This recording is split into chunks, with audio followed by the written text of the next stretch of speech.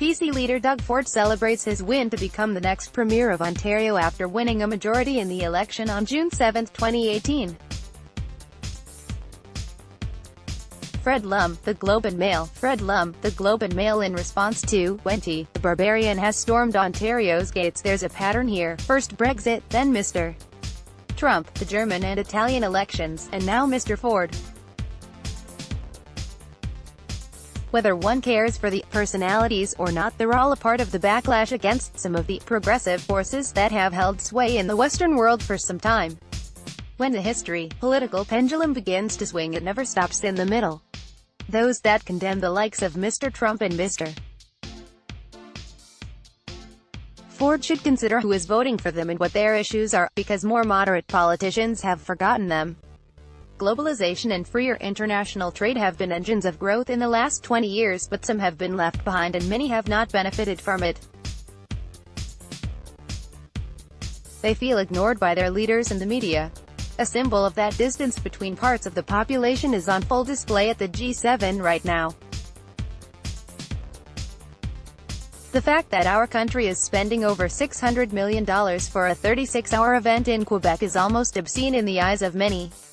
DRYBURGH6 story continues below. Advertisement. In response to Green leader Mike Schreiner wins party's first ever seat in Ontario legislature. Do you really believe that one riding, despite convention, should receive favor over others based on the party affiliation of the elected representative? I think an excellent point in this article was made about the impact one Green representative may prove to have on the nature of deliberation at Queen's Park. Perhaps nothing measurable in the next 4 years with such a healthy PC majority, but in the long haul I believe our democracy is better off as a result of Mr. Schreiner's historic election. Elect Kilby. In response to what the new PC government means for business in Ontario when Ford says he's working for the little guy.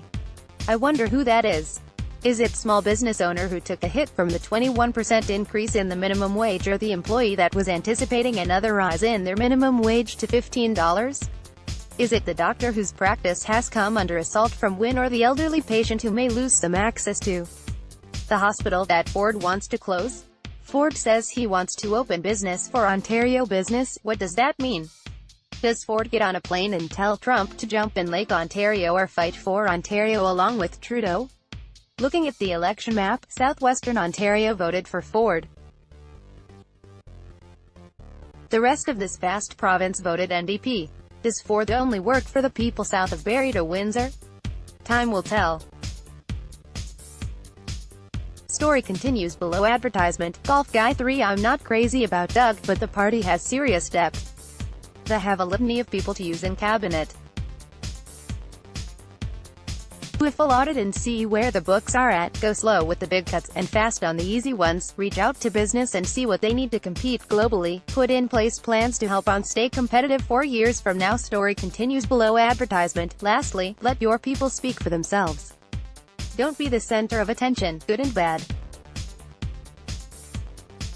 That's my 2 cents. Pegs. In response to Trump talks tough on trade, targets Trudeau, says Russia needs seat at table ahead of G7 summit. I would suggest it would not be wise for Trudeau to align himself too closely with Europe, as Canada is certainly more exposed to U.S. retribution than the other G7 countries considering its dependency on U.S. trade.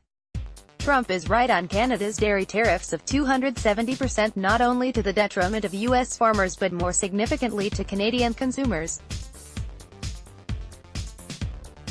JJMP1. In response to JJMP1's comment, has Trump mentioned that his government subsidizes U.S. dairy farmers to an extent that dwarfs anything done in Canada.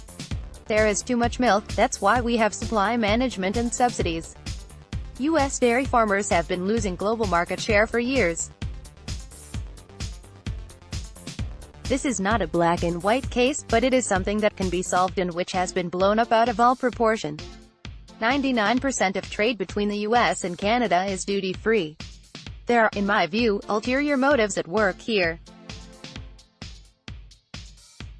Calgarian 6 from the comments is a new feature designed to highlight interesting and thoughtful contributions from our readers. Some comments have been edited for clarity. Everyone can read the comments, but only subscribers will be able to contribute. Thank you to everyone furthering debate across our site.